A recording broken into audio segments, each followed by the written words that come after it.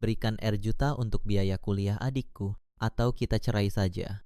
Suami merampas uangku setelah aku dapat bonus 60 juta dari kantor dan memberiku surat cerai. Lalu ibu mertua berkata, cepat berikan, jangan pelit. Tanpa pikir panjang, langsung kutandatangani surat itu. Suami dan ibu mertuaku panik karena ternyata sebelum ceritanya dimulai, silakan tulis di kolom komentar dari daerah mana saja teman-teman yang menyimak cerita ini. Jangan lupa like dan subscribe agar channel ini bisa semakin berkembang dan bisa mempersembahkan cerita yang lebih menarik lagi. Sore itu udara terasa sangat sejuk saat Fania melangkah keluar dari kendaraannya. Langkah kakinya terasa ringan menyusuri halaman rumah. Mewahnya, hari ini adalah hari yang paling membahagiakan baginya selama bekerja di perusahaan tempat ia mengabdi. Kerja kerasnya selama setahun, penuh, lembur hingga larut malam, dan dedikasi yang tinggi akhirnya membuah hasil yang sangat sepadan. Pimpinan perusahaan baru saja memberikan apresiasi besar atas pencapaian target penjualannya yang luar biasa. Tidak tanggung-tanggung. Sebuah bonus tahunan sebesar 60 juta telah resmi ditransfer ke rekening pribadinya. Bagi Fania, ini bukan sekadar angka, melainkan bukti nyata bahwa perempuan berhijab sepertinya mampu berdiri tegak dan bersaing meraih prestasi puncak di dunia kerja. Ia membayangkan uang itu akan ia gunakan untuk memperluas usaha sampingnya dan menabung untuk masa depan pelindung dirinya. Fia tersenyum lebar sambil merapikan letak pakaiannya, bersiap membagikan kabar gembira ini kepada suaminya. Lucky dan ibu mertuanya, Ibu Santi yang tinggal bersama mereka di rumah tersebut. Fia membuka pintu utama rumahnya dengan penuh semangat. Di ruang keluarga, ia melihat Lucky sedang bersantai di atas sofa empuk sambil memegang remote televisi. Di seberangnya, Ibu Santi sedang menikmati camilan sore sambil menyandarkan punggungnya dengan nyaman. Pemandangan ini sudah menjadi rutinitas harian yang selalu F lihat sepulang kerja setiap hari. Lucky memang tidak memiliki pekerjaan tetap sejak beberapa bulan terakhir dan hanya menghabiskan waktu di rumah tanpa melakukan kegiatan produktif. Fia selama ini selalu bersabar dan menanggung seluruh biaya kebutuhan rumah tangga sendirian. Ia tidak pernah mengeluh karena ia percaya bahwa pernikahan adalah tentang saling mendukung dalam suka dan duka. Ia selalu memastikan makanan tersedia di meja, tagihan listrik terbayar tepat waktu dan kebutuhan ibu mertuanya tercukupi dengan baik. Namun kebaikan hati Fania selama ini perlahan-lahan mulai disalahikan oleh suami dan ibu mertuanya sebagai sebuah kewajiban yang bisa mereka peras kapan saja. Fia melangkah mendekat ke ruang keluarga dan menyapa mereka berdua dengan suara ramah dan penuh keceriaan. Lucky hanya menoleh sekilas tanpa beranjak dari posisi duduknya. Pandangannya kembali tertuju pada layar televisi di depannya. Ibu Santi juga hanya bergumam pelan membalas sapaan menantunya tanpa mengalihkan pandangan dari toples camilan di pangkuannya. Fania tidak mempermasalahkan sikap dingin mereka karena ia sudah terlalu terbiasa dengan perlakuan tersebut. Ia langsung duduk di kursi tunggal di dekat Lucky lalu menaruh tas kerjanya di atas meja kaca di tengah ruangan. Fia menarik napas panjang, mencoba menahan rasa antusiasmenya agar tidak meledak leluasa. Ia menatap wajah suaminya, lekat-lekat berharap kabar yang akan ia sampaikan bisa membawa secercah kebahagiaan dan mengubah suasana rumah menjadi lebih hangat serta menyadarkan suaminya untuk ikut bersemangat menata masa depan mereka bersama.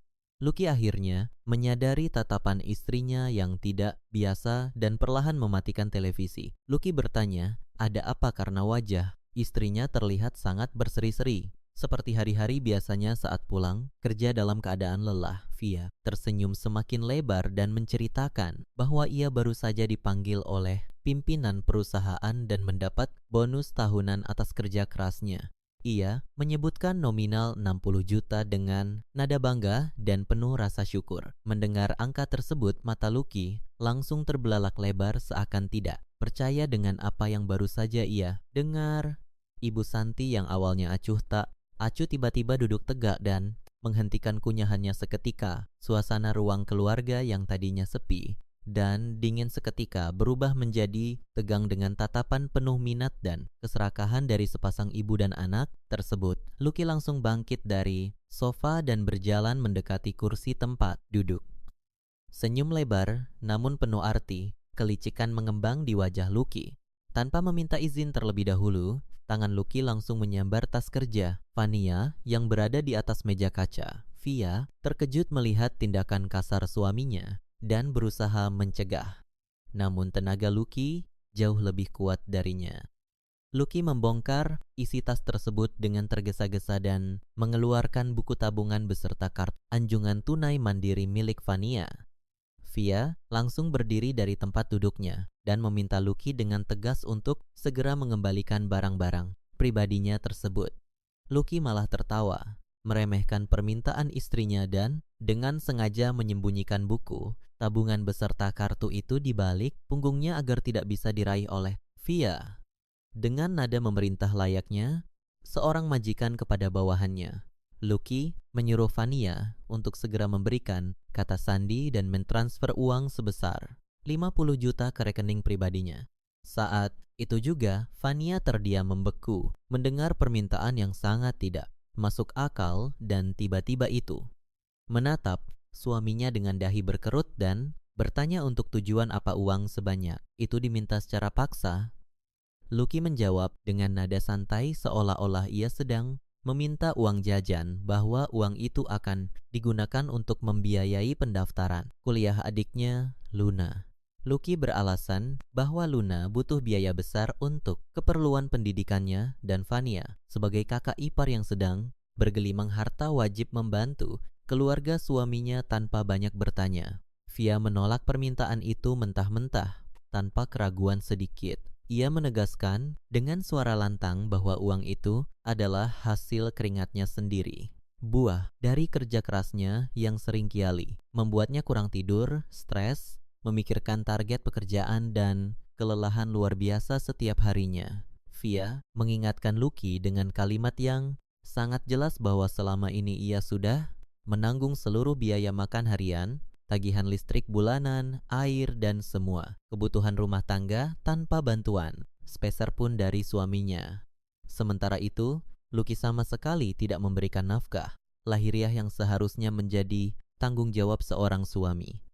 Via merasa permintaan 50 juta untuk adik iparnya adalah sebuah pemerasan terang-terangan. Apalagi ia tahu persis bahwa Luna selama ini lebih suka menghabiskan waktu untuk bersenang-senang daripada belajar dengan sungguh-sungguh.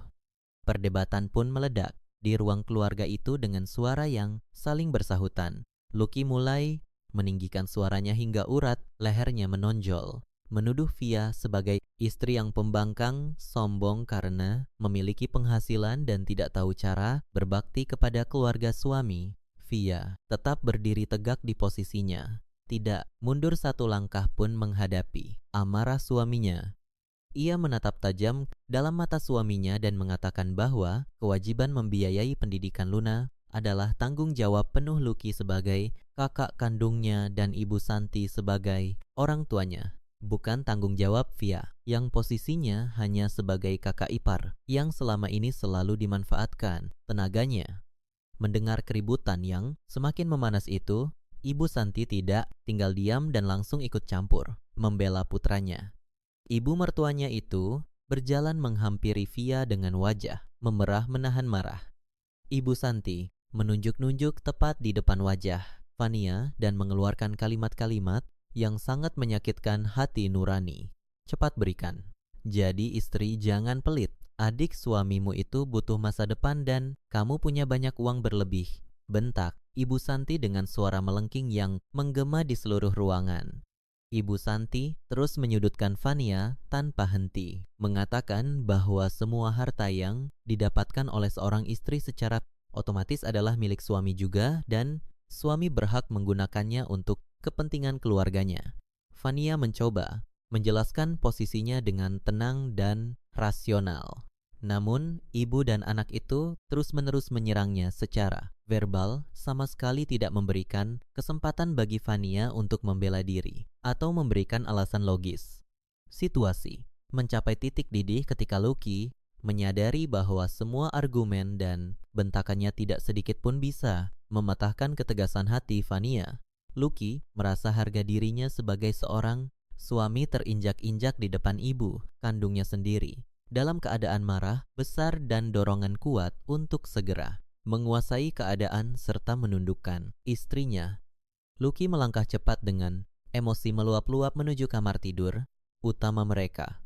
Beberapa saat kemudian, ia kembali ke ruang keluarga dengan langkah lebar sambil membawa sebuah map dokumen di tangannya. Lucky membanting map itu ke atas meja kaca di hadapan dengan suara benturan yang sangat keras. Isi map tersebut rupanya adalah selembar draft surat pernyataan cerai yang ternyata sudah disiapkan dan diketik oleh Lucky sejak lama, menunggu waktu yang tepat untuk digunakan sebagai senjata pamungkas. Lucky menatap Vania dengan tatapan sangat meremehkan dan penuh kemenangan. Sangat yakin bahwa gertakan mautnya kali ini akan membuat istrinya bertekuk lutut ketakutan. Berikan R juta untuk biaya kuliah adikku atau kita cerai saja hari ini juga, ancam Lucky dengan suara menggelegar dan penuh tekanan. Lucky melipat kedua tangannya di depan dada, merasa bangga sudah memberikan pukulan telak yang tidak mungkin bisa ditangkis oleh istrinya. Lucky sangat yakin dalam hati bahwa Via akan segera menangis terseduh-seduh, memohon-mohon ampun agar tidak diceraikan, dan akhirnya rela menyerahkan seluruh uang bonusnya demi mempertahankan keutuhan rumah tangga mereka. Ibu Santi pun ikut tersenyum, sinis melihat tindakan putranya, seolah memberikan dukungan penuh atas keputusan berani anak laki-lakinya itu untuk mendisiplinkan menantu yang dianggapnya pelit tersebut. Namun apa yang terjadi pada detik-detik selanjutnya sangat di luar dugaan Lucky dan perhitungan Ibu Santi. Via sama sekali tidak meneteskan air mata setetes pun. Wajah cantiknya tidak menunjukkan raut ketakutan atau kepanikan sedikit.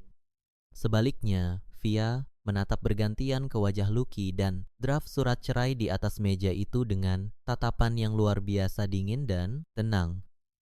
Sebuah senyum tipis, sangat tipis, namun memancarkan ketegasan yang mutlak, perlahan menghiasi bibirnya. Vania membungkukkan sedikit badannya ke arah meja kaca tersebut. Ia mengambil sebuah pulpen tinta hitam dari dalam tas kerjanya yang posisinya masih terbuka akibat ulah kasar Lucky sebelumnya. Tanpa ada keraguan sedikit pun di dalam hatinya, tanpa ada tangan yang gemetar, dan tanpa membuang waktu 1 detik pun untuk berpikir ulang, Via menggoreskan tinta pulpennya tepat di atas kolom tanda tangan pada kertas dokumen tersebut. Tanda tangannya tertera dengan sangat jelas, ukuran besar, tegas, dan sah di atas surat pernyataan cerai yang baru saja disodorkan oleh suaminya sendiri. Selesai.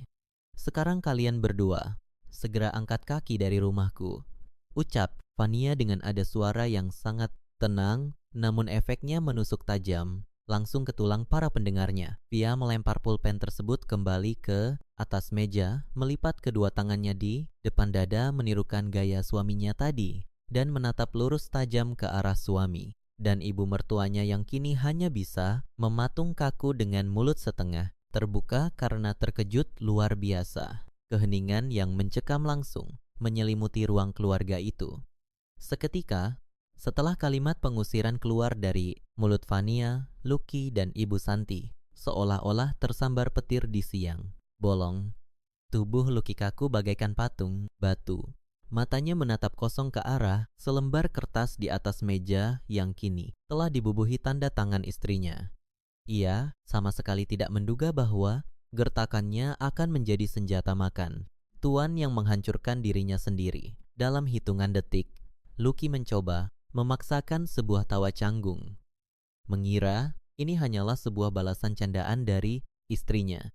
Ia menelan ludah dengan susah payah dan mencoba mencairkan suasana yang tiba-tiba terasa mencekik lehernya. Kamu jangan bercanda, Via. Cepat coret tanda tangan itu. Ini bukan waktunya untuk main-main dengan perpisahan, ucap Lucky dengan suara yang mulai terdengar sedikit bergetar. Kehilangan semua nada, arogansinya yang tadi begitu lantang. Namun Fania tetap berdiri mematung di tempatnya dengan sorot mata yang tidak berubah sedikit pun. Tetap dingin dan tidak tersentuh. Aku sama sekali tidak sedang bercanda. Lucky, kamu yang meminta perpisahan ini dan aku dengan sangat senang hati mengabulkannya. Kesabaranku sudah habis hari ini. Silakan ambil kertas itu sebagai bukti, lalu segera kemasi semua barang-barangmu dan barang ibumu. Keluar dari properti milikku sekarang juga. Jawab Fania dengan artikulasi yang sangat jelas dan tegas. Mendengar kata properti milikku, Lucky tersentak kaget seolah baru saja disiram air es ke seluruh tubuhnya. Kepanikan yang sesungguhnya mulai menjalar masuk ke dalam pikirannya. Selama ini, Lucky selalu merasa berkuasa di dalam rumah tersebut dan merasa memiliki hak penuh atas segala isinya. Karena statusnya sebagai kepala keluarga, Lucky baru tersadar kembali pada kenyataan pahit bahwa rumah mewah yang sangat nyaman ini, kendaraan roda, 4 di garasi dan seluruh aset berharga di dalamnya adalah murni harta, bawaan warisan peninggalan almarhum kedua orang tua Fania yang diserahkan jauh sebelum mereka berdua terikat pernikahan. Lucky tidak memiliki kontribusi finansial speser pun dalam pembelian atau perawatan rumah ini. Ia benar-benar hanyalah seorang penumpang yang selama ini menumpang hidup dengan segala fasilitas gratis dari istrinya. Dalam keadaan panik dan putus asa untuk menyelamatkan harga dirinya yang tersisa, Lucky mencoba mencari jalan keluar lain. Ia teringat pada buku, tabungan dan kartu anjungan tunai mandiri milik Fania yang tadi berhasil ia rampas dan masih berada di tangannya. Lucky segera merogoh saku celananya, mengeluarkan telepon seluler pintarnya dengan gerakan tergesa-gesa. Jari-jarinya yang mulai berkeringat dingin berusaha keras membuka aplikasi perbankan digital untuk mencoba memindahkan uang R0 juta itu ke rekening pribadinya secara paksa sebelum ia benar-benar diusir. Namun, begitu ia mencoba masuk ke dalam aplikasi tersebut dengan kata sandi yang biasa ia gunakan, layar telepon selulernya menampilkan pesan peringatan bahwa akses telah ditolak dan akun tersebut sedang dibekukan sementara. Yang memperhatikan kepanikan suaminya dari seberang meja hanya bisa tersenyum sinis. Jangan buang-buang waktu mencoba meretas uangku, Lucky. Aku sudah memblokir semua akses perbankan milikku dan mengubah semua kata sandinya sejak aku berada di jalan pulang tadi. Aku sudah curiga, dengan gelagat burukmu belakangan ini, kamu tidak akan pernah bisa mengambil 1 rupiah pun dari hasil keringat. Jelas Fania dengan nada penuh kemenangan. Mendengar penjelasan itu, Lucky merasa dunianya runtuh seketika. Kemarahannya kembali meledak karena merasa dipermainkan. Ia berteriak memaki Fania dan melangkah maju seolah ingin melakukan tindakan kasar. Namun Via dengan sangat cepat merogoh telepon selulernya sendiri dari dalam saku bajunya. Tanpa membuang waktu, Fania menekan nomor panggilan cepat yang langsung terhubung dengan pos penjagaan keamanan perumahan tersebut. Halo Pak, Satpam, tolong segera kirimkan 2 petugas keamanan ke rumah saya di blok utama sekarang juga. Ada 2 orang yang bukan lagi penghuni rumah ini menolak untuk pergi dan mulai bertindak, mengancam keselamatan saya, ucap Fania dengan suara tenang namun penuh penekanan. Memastikan Lucky dan Ibu Santi mendengar setiap kata yang ia ucapkan. Ibu Santi yang sejak tadi hanya terdiam karena terkejut luar biasa akhirnya tersadar dari lamunannya. Wajah tuanya yang tadi terlihat galak kini berubah menjadi pucat pasi dipenuhi ketakutan. Ia bangkit dari sofa dengan langkah gontai dan mulai menangis terseduh-seduh, mencoba memainkan peran sebagai korban yang teraniaya. Ibu Santi memohon-mohon kepada Via mengingatkan tentang ikatan keluarga dan dosa mengusir orang tua ke jalanan pada malam hari. Via, menantuku, yang cantik, kamu gila. Ini sudah mulai gelap. Ibu yang sudah tua ini mau tidur. Di mana? Tegas sekali kamu melakukan ini. Pada keluarga suamimu sendiri. Ratap ibu. Santi sambil menyeka air mata buayanya. Via menatap mantan ibu mertuanya itu tanpa ada rasa iba sedikit pun di dalam hatinya. Luka batin yang ditorehkan oleh kata-kata kasar Ibu Santi selama bertahun-tahun sudah terlalu dalam untuk disembuhkan dengan tangisan palsu. Di jalanan silakan, itu bukan urusanku lagi. Saat ibu menyuruhku memberikan uang hasil lelahku, ibu tidak memikirkan perasaanku. Saat ibu mendukung anakmu mengancam cerai, ibu juga tidak memikirkan nasibku. Sekarang silakan ibu, tanggung sendiri akibat dari keserakahan kalian berdua, jawab Via dengan tatapan tajam yang membuat Ibu Santi seketika terdiam 1000 bahasa. Tidak lama kemudian, suara sirene pendek dari kendaraan patroli keamanan perumahan terdengar berhenti tepat di depan halaman rumah. 2 orang petugas keamanan berbadan tegap melangkah masuk setelah Via membukakan pintu untuk mereka. Via segera memberikan instruksi kepada kedua petugas tersebut untuk mengawasi Lucky dan Ibu Santi saat mereka mengemasi barang-barang pribadi mereka dan memastikan mereka tidak membawa satuan barang berharga milik Vania dari dalam rumah. Di bawah pengawasan ketat petugas keamanan, Lucky dan Ibu Santi terpaksa memasukkan pakaian-pakaian mereka ke dalam beberapa tas dan koper. Dengan gerakan gemetar dan penuh rasa malu yang luar biasa. Seluruh harga diri Lucky hancur berkeping-keping di hadapan para penjaga keamanan yang biasanya selalu ia perintah dengan sombong. Setelah semua barang pribadi mereka terkumpul, petugas keamanan mengarahkan Lucky dan Ibu Santi untuk segera melangkah keluar dari rumah. Via berdiri di ambang pintu utama mengawasi proses pengusiran itu dengan perasaan lega yang tak terlukiskan. Beban berat yang selama ini mengikat pundaknya seolah terangka, terbang begitu saja. Saat langkah kaki, Lucky dan Ibu Santi akhirnya melewati batas teras depan rumah Vania tanpa mengucapkan sepatah kata perpisahan pun, langsung menutup pintu utama rumahnya dengan bantingan keras, memutar kunci ganda dan membiarkan mereka berdua berdiri kebingungan di tengah gelapnya malam. Di tengah teras yang dingin itu, sementara petugas keamanan masih berdiri, mengawasi mereka untuk segera meninggalkan area perumahan. Tiba-tiba, terdengar suara dering yang sangat keras, memecah keheningan. Suara itu berasal dari telepon seluler di dalam saku celana Lucky.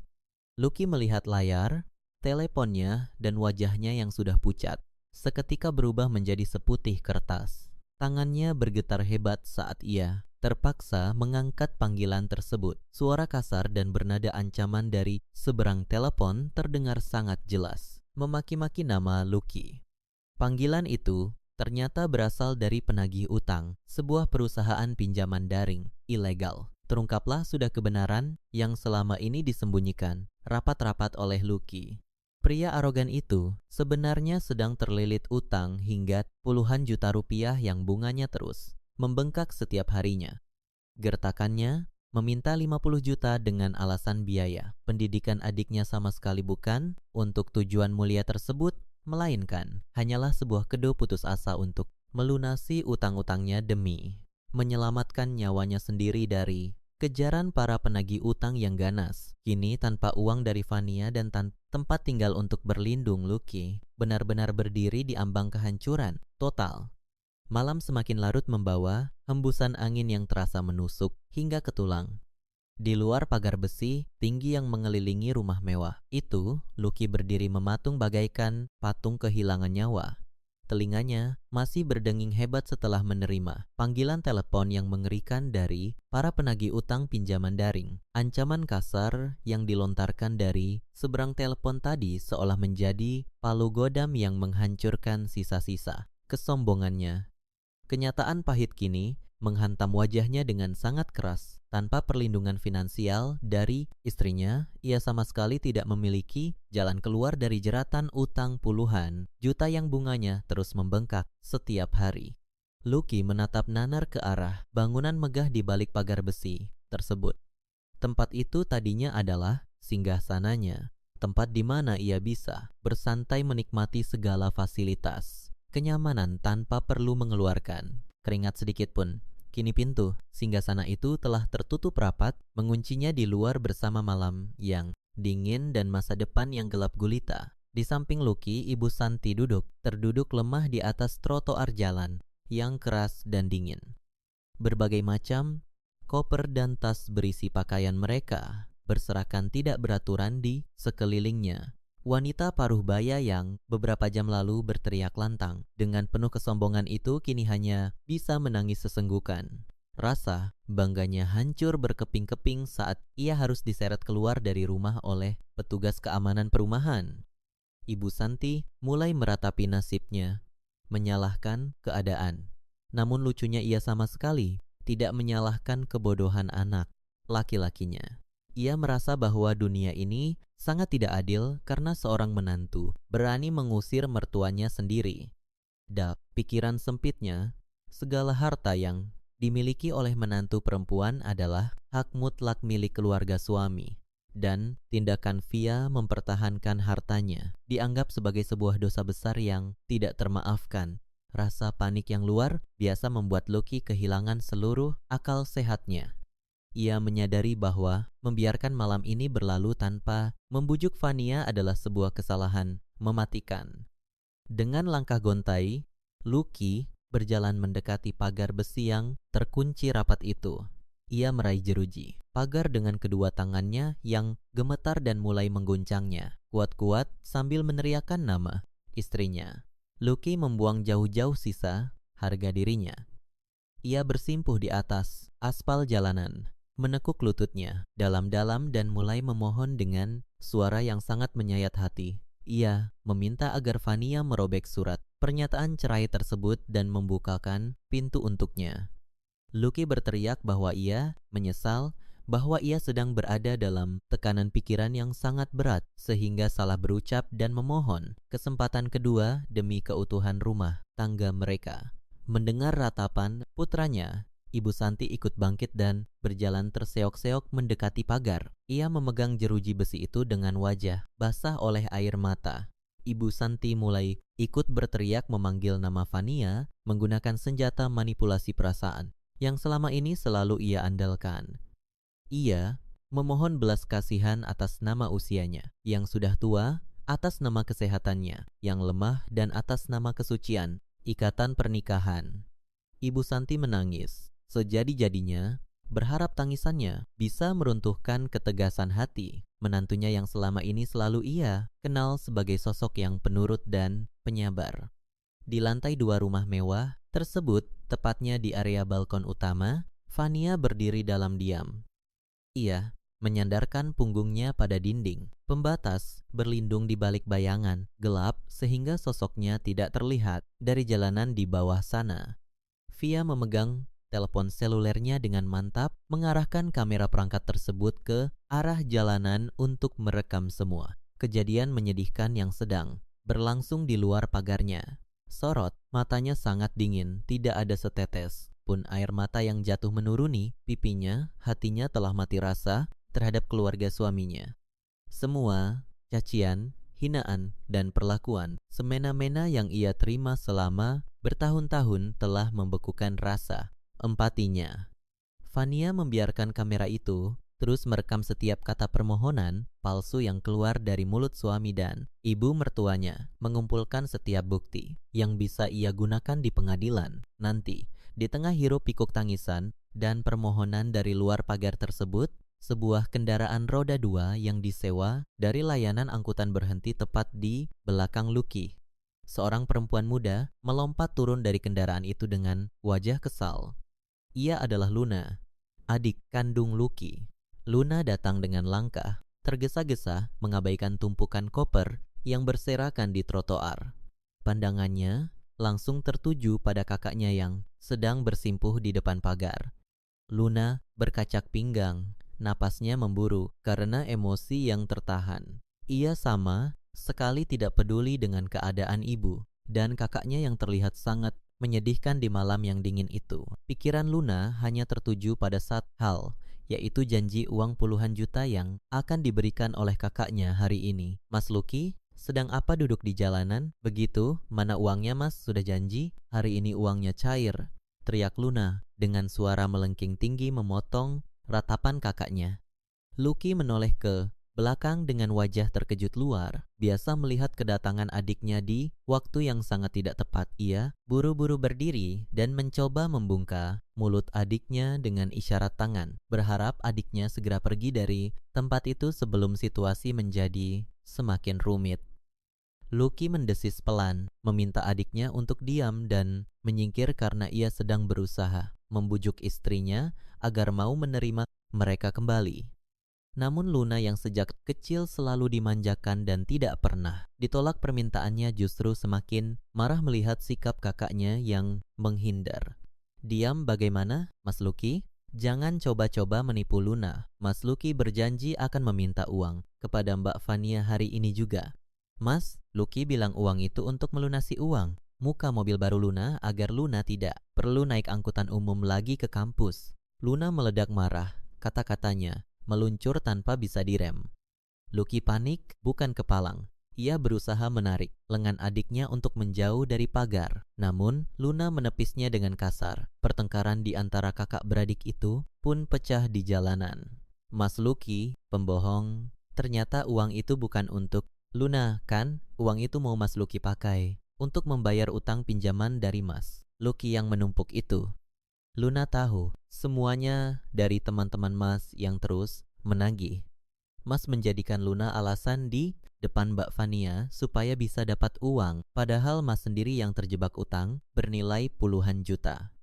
Teriak Luna penuh amarah tanpa menyadari bahwa suaranya bergema menembus pagar besi rumah tersebut. Di atas balkon yang gelap, sudut bibir Fania melengkung membentuk senyuman tipis yang sangat mematikan. Jemarinya masih menekan tombol rekam pada layar telepon selulernya. Seluruh pertengkaran hebat antara Lucky dan Luna tertangkap dengan sangat jelas, baik gambar maupun suaranya. Kebohongan besar tentang biaya pendidikan perkuliahan akhirnya terbongkar dengan sendirinya dari mulut Luna langsung. Fania kini memiliki bukti yang sangat nyata dan kuat bahwa suaminya bukan hanya seorang pemalas, tetapi juga seorang penipu yang rela menggunakan nama adiknya untuk merampas harta istrinya demi menutupi masalah pribadinya sendiri. Rekaman ini adalah senjata yang lebih dari cukup untuk menghancurkan pembelaan Lucky jika pria itu berani menuntut macam-macam di masa depan. Setelah menyadari bahwa teriakan dan tangisan mereka sama sekali tidak membuahkan hasil, Lucky dan keluarganya akhirnya menyerah. Dengan sisa tenaga yang ada dan perasaan malu yang luar biasa karena menjadi tontonan. Beberapa penjaga keamanan dari kejauhan, mereka menyeret koper-koper berat tersebut menelusuri jalanan malam. Mereka terpaksa mencari tempat berlindung sementara karena tidak memiliki saudara yang bersedia menampung mereka secara mendadak. Bermodalkan sisa uang receh di dalam dompet Lucky, mereka akhirnya menemukan sebuah tempat tinggal sementara berupa kamar sewaan sederhana di pinggiran kota yang padat penduduk. Ruangan itu sangat sempit, pengap, dan hanya memiliki ventilasi udara yang sangat minim. Dindingnya tampak kusam, penuh dengan noda kelembapan dan lantainya hanya beralaskan tikar plastik yang sudah usang. Ibu Santi langsung mengeluh panjang lebar saat memasuki kamar sewaan tersebut. Ia merintih kesakitan karena punggungnya harus berbaring di atas permukaan yang keras, sangat jauh berbeda dengan kasur pegas mahal berlapis kain lembut yang biasa ia nikmati di rumah Fania. Luna juga tidak henti-hentinya menggerutu, mengipasi wajahnya dengan selembar koran bekas sambil memprotes udara ruangan yang sangat panas karena tidak ada pendingin ruangan sama sekali. Sepanjang malam, kamar sempit itu dipenuhi oleh suara, keluhan omelan dan saling menyalahkan antara ibu dan anak-anak perempuannya. Lucky memilih untuk duduk menyendiri di sudut ruangan sambil memeluk lututnya. Ia sama sekali tidak bisa memejamkan mata.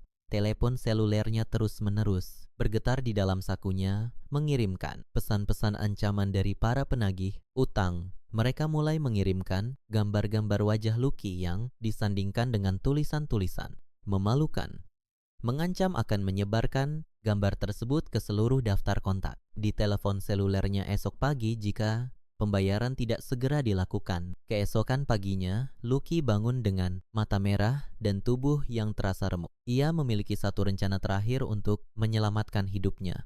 yaitu mengambil gaji bulanannya dari tempat ia bekerja. Lucky segera merapikan pakaiannya dan berangkat menuju gedung perkantoran, tempatnya mencari nafkah.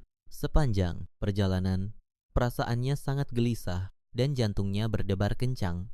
Setibanya di kantor, ia tidak langsung menuju ke meja kerjanya, melainkan langsung melangkah menuju ruangan bagian kepegawaian. Ia berencana menarik seluruh gajinya secara tunai agar tidak bisa dilacak atau dipotong oleh pihak bank secara otomatis untuk membayar cicilan utang-utangnya. Lucky mengetuk pintu ruangan bagian kepegawaian dan melangkah masuk dengan senyum yang dipaksakan. Namun, senyumnya langsung pudar ketika melihat tatapan tajam dan dingin dari kepala bagian kepegawaian yang sedang duduk di balik meja besarnya. Di atas meja tersebut terdapat setumpuk dokumen tebal yang tampaknya berisi catatan keuangan perusahaan. Kepala bagian kepegawaian itu mempersilakan Lucky duduk tanpa keramahan, sedikit pun lalu langsung melemparkan sebuah amplop putih ke hadapan Lucky. Amplop itu terasa ringan, tidak seperti amplop berisi uang tunai yang diharapkan oleh Lucky. Dengan tangan sedikit gemetar, Lucky membuka amplop tersebut dan membaca selembar surat resmi yang ada di dalamnya. Matanya terbelalak, lebar membaca rentetan kalimat yang tertulis di kertas itu. Itu adalah surat pemutusan hubungan kerja secara tidak hormat. Kepala bagian kepegawaian menjelaskan dengan nada datar dan tegas bahwa pihak auditor internal perusahaan telah menemukan bukti-bukti kuat adanya penggelapan dana yang dilakukan oleh Lucky selama beberapa bulan terakhir. Nominal dana yang diselewengkan sangat besar dan perusahaan telah memutuskan untuk memberhentikan Lucky secara sepihak hari itu juga. Lucky mencoba membela diri, merangkai berbagai macam alasan dan kebohongan. Namun, semua buktinya sudah terlalu kuat. Kepala bagian kepegawaian memotong semua alasannya dan menambahkan pukulan terakhir yang menghancurkan harapan Lucky. Pihak perusahaan memutuskan untuk menahan seluruh gaji bulan ini, uang pesangon, dan segala hak finansial Lucky lainnya untuk menutupi sebagian kerugian akibat penggelapan dana tersebut.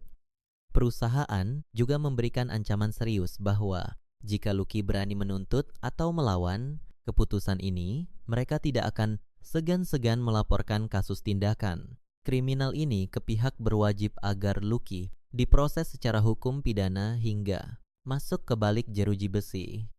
Lucky keluar dari gedung perkantoran itu dengan tubuh yang terasa kehilangan tulangnya. Ia berjalan tanpa arah di sepanjang trotoar, jalan yang sibuk, tidak tahu harus ke mana dan harus melakukan apa. Hidupnya benar-benar hancur dalam kurun waktu kurang dari 24 jam. Istrinya mengusirnya, utangnya menumpuk mengancam nyawanya dan kini ia kehilangan pekerjaannya dengan membawa status yang sangat memalukan. Di tengah keputusasaan yang mendalam, pandangan Lucky tertuju pada sebuah papan reklam kecil di pinggir jalan yang menawarkan jasa bantuan hukum. Sebuah ide licik kembali muncul di dalam kepalanya yang sedang kalut. Ia teringat bahwa pernikahan adalah sebuah ikatan hukum, dan dalam pernikahan biasanya terdapat aturan mengenai harta bersama yang dihasilkan selama masa pernikahan berlangsung. Dengan tekad baru yang didorong oleh keserakahan, Lucky memasuki kantor bantuan hukum tersebut. Ia menemui seorang pengacara yang tarif, jasanya sangat murah. Seorang pria dengan setelan pakaian yang agak kebesaran dan ruang kerja yang berantakan. Lucky menceritakan versi karangannya sendiri, memposisikan dirinya sebagai suami yang disingkirkan secara paksa dan ingin menuntut haknya atas harta bersama dari istri yang sangat kaya raya.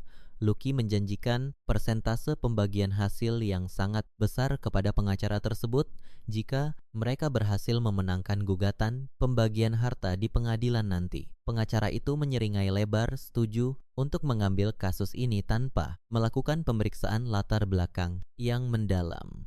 Yakin bahwa mereka bisa memeras kekayaan Vania dan mendapatkan uang dalam jumlah yang sangat besar dalam waktu singkat. Lucky tersenyum puas, merasa bahwa ia akhirnya menemukan jalan keluar untuk membalikan keadaan dan menghancurkan kehidupan istrinya. sebagai bentuk pembalasan dendam.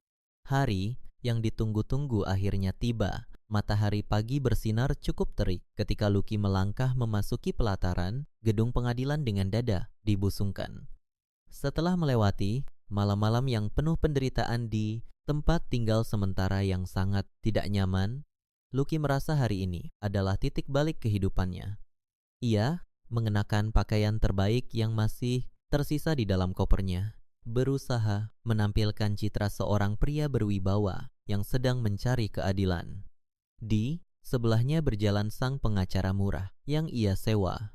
Seorang pria dengan gaya bicara meledak-ledak dan membawa setumpuk dokumen yang tampak tebal. Pengacara tersebut terus-menerus membisikkan kata-kata penenang dan janji-janji manis ke telinga Lucky, meyakinkan kliennya bahwa memenangkan separuh harta kekayaan dari seorang istri yang menggugat cerai adalah perkara yang sangat mudah diselesaikan di ruang sidang. Lucky tersenyum penuh kemenangan membayangkan wajah Fania yang akan pucat pasi ketika Haki memerintahkannya untuk menyerahkan setengah dari rumah mewah, tabungan bernilai ratusan juta, dan kendaraan beroda 4 yang selama ini menjadi kebanggaan istrinya tersebut. Mereka berdua melangkah masuk ke dalam ruang mediasi yang sudah ditentukan. Ruangan itu terasa dingin karena hembusan pendingin ruangan yang cukup kuat berbanding terbalik dengan suasana hati Lucky yang sedang memanas oleh semangat balas dendam. Beberapa menit kemudian, pintu ruangan kembali terbuka. Via melangkah masuk dengan ketenangan yang luar biasa. Penampilannya sangat anggun dan tertutup rapi, memancarkan aura seorang perempuan berkelas yang tidak bisa diremehkan. Tidak ada gurat, kesedihan, penyesalan, atau rasa takut di wajahnya. Di belakang Fania berjalan seorang pria parubaya dengan tatapan mata yang sangat tajam dan langkah yang penuh perhitungan. Pria itu adalah pengacara andalan Fania, seorang pakar hukum keluarga kelas atas yang reputasinya sudah tidak diragukan lagi di dunia peradilan. Kehadiran pengacara tersebut seketika membuat nyali pengacara Lucky sedikit menciut, namun ia buru-buru menutupi kegugupannya dengan berdeham keras dan merapikan tumpukan dokumen di atas mejanya. Seorang penengah yang ditunjuk oleh pengadilan duduk di ujung meja bundar membuka sesi mediasi tersebut dengan membacakan aturan-aturan dasar dan tujuan dari pertemuan hari ini. Penengah tersebut memberikan kesempatan pertama kepada pihak Lucky sebagai pemohon untuk menyampaikan tuntutannya. Pengacara Lucky langsung berdiri dari tempat duduknya, melipat tangan di dada, dan mulai berbicara dengan nada suara yang sengaja ditinggikan agar terdengar mengintimidasi. Ia memaparkan bahwa kliennya telah mengorbankan banyak hal selama masa pernikahan dan karenanya berhak atas pembagian harta bersama secara adil dan merata. Klien saya, saudara Lucky, menuntut hak mutlaknya atas setengah dari nilai rumah tinggal yang selama ini ditempati, setengah dari saldo tabungan yang ada di rekening istri, serta kepemilikan atas satu buah kendaraan beroda 4. Semua itu adalah harta yang dikumpulkan selama masa perkawinan berlangsung, sehingga menurut hukum yang berlaku, klien saya berhak mendapatkan bagiannya, ucap pengacara. Lucky dengan senyum bangga melirik ke arah Fania, seolah-olah ia baru saja menjatuhkan hukuman mati. Fania sama sekali tidak merespons ucapan pengacara murahan tersebut. Ia tetap duduk tegak, kedua tangannya bertumpu dengan anggun di atas pangkuannya. Wajahnya sedatar permukaan danau yang tenang. Via hanya menoles sekilas ke arah pengacaranya, memberikan isyarat halus untuk mengambil alih kendali pembicaraan. Pengacara elit itu perlahan membuka sebuah map kulit tebal bermotif elegan yang sedari tadi ia bawa. Ia mengeluarkan beberapa lembar kertas berhologram resmi yang dilengkapi dengan segel hukum yang sah. Dengan gerakan sangat tenang, pengacara Fania menggeser dokumen tersebut ke tengah meja agar bisa dilihat langsung oleh penengah dan pihak seberang. Sungguh sebuah tuntutan yang sangat berani dan mengesankan, ucap pengacara Fania dengan nada suara rendah namun penuh wibawa. Namun sayangnya, tuntutan tersebut sama sekali tidak memiliki dasar hukum yang mengikat. Klien kami, Saudari Fania, adalah seorang wanita yang sangat cerdas dan berpikiran maju. Jauh sebelum pernikahan ini diresmikan, klien kami telah melindungi seluruh aset pribadinya dengan dokumen hukum yang sah. Mendengar pernyataan tersebut, Lucky mengerutkan dahi, tidak memahami arah pembicaraan pengacara istrinya. Pengacara Lucky dengan tangan gemetar mengambil dokumen yang disodorkan tersebut dan mulai membaca deretan kalimat di dalamnya. Wajahnya perlahan-lahan berubah menjadi pucat, pasi seiring dengan matanya yang terus bergerak dari satu baris kalimat ke baris berikutnya. Ini adalah perjanjian pemisahan harta yang ditandatangani oleh kedua belah pihak dan disahkan oleh pejabat pembuat akta tanah serta dicatatkan di hadapan hukum sebelum hari pernikahan mereka. Lanjut pengacara, Fania. Suaranya menggema di ruangan yang tiba-tiba menjadi sunyi senyap. Dalam perjanjian ini tertulis dengan sangat jelas dan tidak terbantahkan bahwa seluruh harta bawaan klien kami termasuk, namun tidak terbatas pada tanah, bangunan, rumah, kendaraan, dan seluruh pendapatan dari hasil kerjanya adalah mutlak milik klien kami sepenuhnya. Saudara Lucky tidak memiliki hak atas Rp1 pun dari aset-aset tersebut, baik selama pernikahan berlangsung maupun setelah terjadinya perpisahan. Lucky terbelalak lebar, napasnya seakan terhenti di tenggorokan. Ia baru teringat bahwa bertahun-tahun yang lalu, saat ia masih berusaha mengambil hati Fania, ia menandatangani tumpukan kertas yang disodorkan oleh keluarga Fania tanpa membacanya secara teliti karena terlalu dibutakan oleh keinginannya untuk segera menikahi wanita kaya tersebut. Kebodohannya di masa lalu kini bangkit dari kubur untuk mencekiknya hidup-hidup. Pengacara Lucky hanya bisa menundukkan kepala, menyadari bahwa ia baru saja membawa kliennya ke dalam sebuah peperangan tanpa membawa satu senjata. Namun pukulan telak yang disiapkan oleh Via ternyata belum berakhir sampai di situ. Via menatap Lucky dengan sorot mata yang penuh dengan rasa jijik. Pengacara Fania kembali merogoh map kulitnya dan mengeluarkan sebuah tumpukan dokumen yang lebih tebal. Kali ini dokumen tersebut berisi lembaran-lembaran cetakan mutasi, rekening perbankan dan puluhan lembar foto yang dicetak dengan warna yang sangat jelas. Pengacara itu menyebarkan foto-foto dan catatan mutasi tersebut di atas meja tepat di hadapan Lucky. Karena pihak Anda sudah berani menuntut sesuatu yang bukan haknya, maka klien kami juga akan menggunakan hak hukumnya, tegas pengacara Fania. Kami memiliki bukti-bukti yang tidak terbantahkan bahwa selama 2 tahun terakhir, Saudara Lucky telah mengalihkan sebagian besar uang belanja rumah tangga yang diberikan oleh klien kami kepada seorang wanita bernama Nita. Ini adalah bukti perselingkuhan yang nyata sekaligus bukti penyalahgunaan dana kepercayaan. Di atas meja terlihat jelas foto-foto Lucky yang sedang berjalan berdua dengan seorang wanita lain di berbagai tempat perbelanjaan. Masuk ke dalam tempat tinggal wanita tersebut serta bukti-bukti pemindahan dana perbankan dari rekening Lucky ke rekening atas nama Nita secara rutin setiap bulan. Lucky menelan ludah dengan susah payah. Keringat dingin mulai mengucur deras dari dahinya membasahi kerah pakaiannya. Rahasia terbesar yang selama ini ia simpan rapat-rapat akhirnya terbongkar dengan cara yang paling memalukan di hadapan penegak hukum. Klien kami menuntut ganti rugi material secara penuh atas semua dana yang telah digelapkan oleh saudara Lucky untuk membiayai wanita simpanannya tersebut. Lanjut pengacara Via tanpa ampun. Jika saudara Lucky tidak sanggup mengembalikan dana tersebut dalam batas waktu yang ditentukan, kami tidak akan segan-segan melaporkan kasus ini sebagai tindak pidana penipuan dan penggelapan dalam lingkup rumah tangga. Ruang mediasi itu seketika terasa seperti ruang eksekusi bagi Lucky. Ia tidak bisa mengucapkan satu patah kata pun untuk membela diri. Mulutnya terkunci rapat, sementara tubuhnya gemetar hebat menahan rasa malu dan ketakutan yang luar biasa. Pengacara murahannya langsung merapikan berkas-berkasnya dan mundur teratur, menyadari bahwa ia tidak akan mendapatkan bayaran sepeser pun dari klien yang ternyata adalah seorang penipu miskin.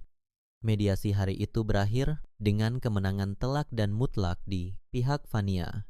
Fania berdiri dari kursinya, merapikan pakaiannya dengan tenang, dan melangkah keluar dari ruangan. Itu tanpa sudi menoleh lagi ke arah pria yang kini telah hancur lebur, berkeping-keping di kursi pesakitan. Lucky tertunduk lesu di ruang sidang yang telah kosong, menyadari bahwa keserakahannya telah mengantarkannya menuju jurang kehancuran yang sangat dalam. Langkah Lucky terasa sangat berat saat ia menyeret kakinya keluar dari gedung pengadilan. Matahari siang yang terik terasa seperti memanggang kulitnya. Namun rasa panas itu tidak sebanding dengan rasa terbakar di dalam dadanya akibat kekalahan yang sangat memalukan tadi.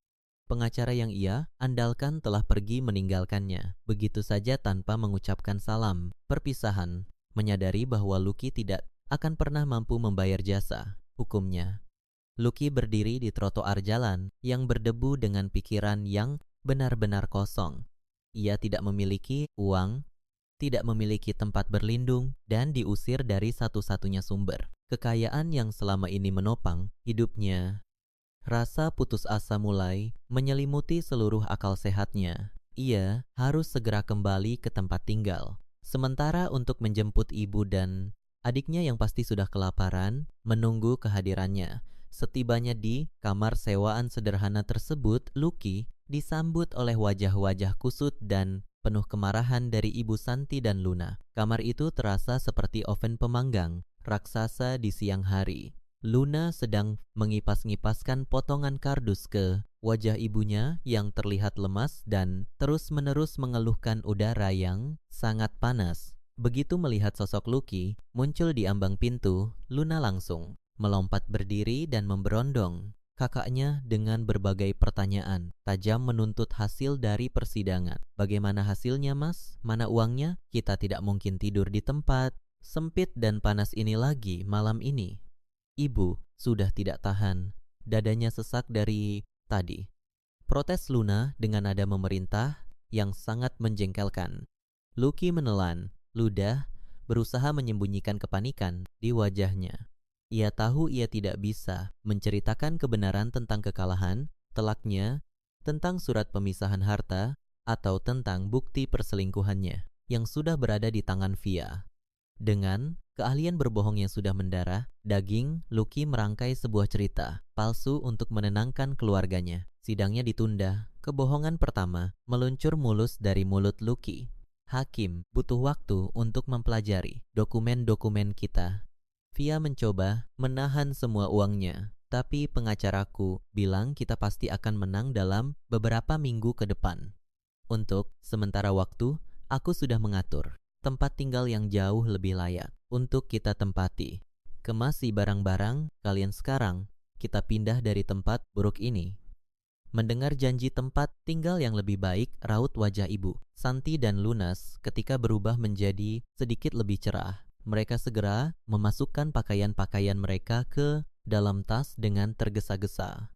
Lucky mengumpulkan sisa-sisa keberaniannya dan merencanakan satu-satunya jalan keluar yang tersisa di kepalanya.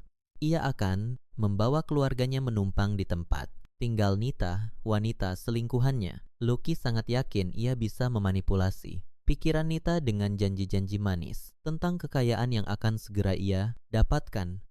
Sama seperti bagaimana ia menipu keluarganya sendiri, mereka menggunakan layanan kendaraan angkutan dengan sisa uang receh terakhir milik Luna untuk menuju ke kediaman Nita. Tempat tinggal Nita adalah sebuah hunian, sewaan yang cukup bagus dan tertata. Rapi, sangat jauh lebih nyaman dibandingkan dengan kamar sempit sebelumnya. Ketika mereka tiba dan mengetuk pintu, Nita membukanya dengan wajah penuh kebingungan. Matanya membesar melihat kehadiran Lucky yang membawa serta ibu dan seorang gadis muda, lengkap dengan tumpukan koper besar di belakang mereka. Sebelum Nita sempat melontarkan pertanyaan tajam atau menutup pintu, Lucky langsung melancarkan aksi manipulasinya. Ia menarik tangan Nita dengan lembut, memasang wajah paling memelas yang bisa ia buat, dan mulai merangkai cerita karangan yang luar biasa meyakinkan. Lucky berbisik bahwa ia sedang dalam proses mengambil alih seluruh kekayaan istri sahnya. Namun untuk sementara waktu, semua asetnya dibekukan oleh pengadilan. Lucky berjanji bahwa begitu uang ratusan juta itu cair, ia akan langsung menceraikan. Istrinya secara resmi menikahi Nita dan membelikan Nita tempat tinggal mewah miliknya sendiri. Nita yang selama ini dibutakan oleh barang-barang pemberian Lucky dan mengira pria itu adalah pengusaha sukses yang sedang terjerat masalah rumah tangga sesaat.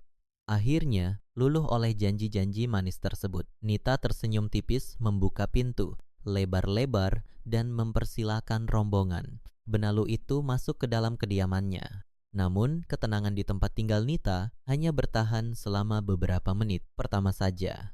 Begitu Ibu Santi melangkah, masuk dan melihat kondisi ruangan yang cukup nyaman, sifat aslinya yang suka, memerintah langsung muncul kembali. Ibu, Santi menjatuhkan tubuhnya di atas sofa, empuk milik Nita seolah-olah ia adalah pemilik sah tempat tersebut.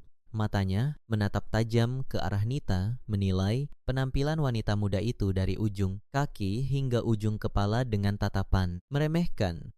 Kamu yang namanya Nita, tempat ini lumayan juga meski tidak sebesar rumah menantuku yang dulu, ucap Ibu Santi tanpa rasa sungkan sedikit pun. Tolong buatkan ibu teh hangat, tenggorokan ibu kering sekali. Ingat, jangan terlalu manis, ibu tidak suka. Yang manis-manis dan tolong rapikan koper-koper kami ke dalam kamar. Nita terkesiap mendengar perintah, langsung yang diucapkan dengan nada, memerintah layaknya kepada seorang pembantu rumah tangga. Rahangnya mengeras seketika, menahan amarah yang mendadak mendidih di dadanya. Ia menoleh ke arah Lucky, berharap pria itu akan menegur ibunya. Namun, Lucky hanya memberikan isyarat mata memohon agar Nita bersabar. Sementara itu, Luna langsung berjalan menuju televisi, menyalakannya dengan suara keras dan bertanya dengan nada menuntut mengenai kata sandi jaringan internet di tempat itu tanpa mengucapkan kata tolong atau terima kasih. Nita menarik napas panjang, memaksakan sebuah senyum palsu yang terlihat sangat kaku di wajahnya, lalu melangkah ke dapur dengan langkah menghentak.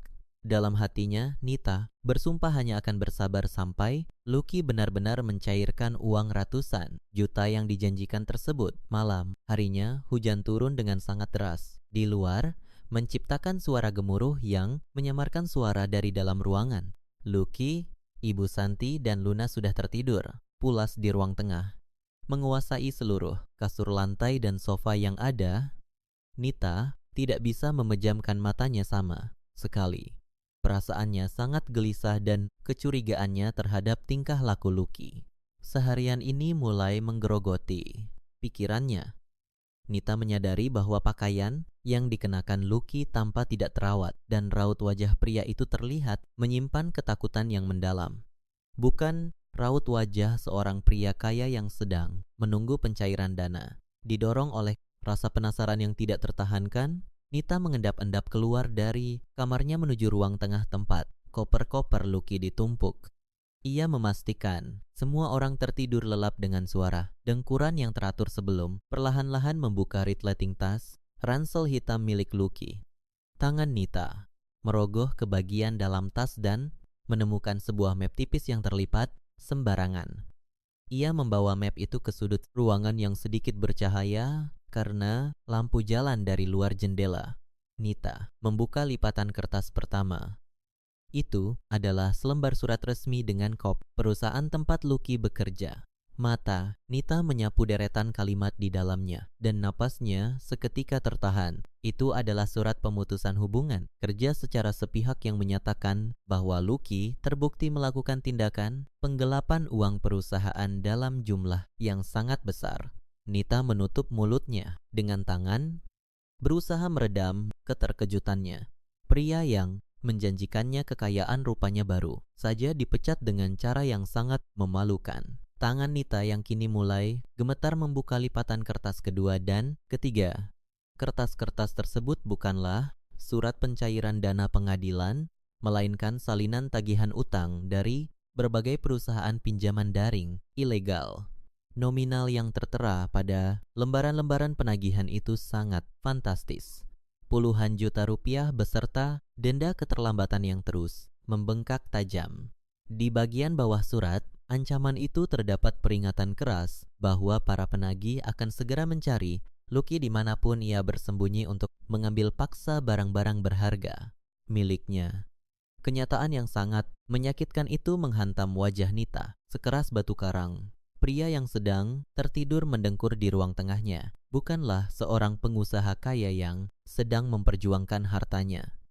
Lucky tidak lebih dari seorang penipu ulung, seorang pengangguran miskin yang terlilit utang dalam jumlah besar, dan seorang buronan penagih utang yang sangat berbahaya. Janji-janji manis tentang rumah mewah dan uang ratusan juta hanyalah pepesan kosong untuk memanfaatkan kebaikan hati Nita. Wajah Nita seketika berubah menjadi sangat merah menahan amarah yang meledak-ledak. Ia meremas lembaran surat ancaman utang itu hingga hancur di tangannya. Matanya menatap tajam penuh kebencian ke arah Lucky yang masih tertidur pulas tanpa menyadari bahwa badai kehancuran yang sesungguhnya baru saja dimulai. Nita menyeringai licik di tengah kegelapan malam, merencanakan tindakan pembalasan tanpa ampun bagi pria Benalu dan keluarganya yang tidak tahu diri tersebut. Di luar tempat tinggal sewaan Nita, badai malah mengamuk dengan sangat buas.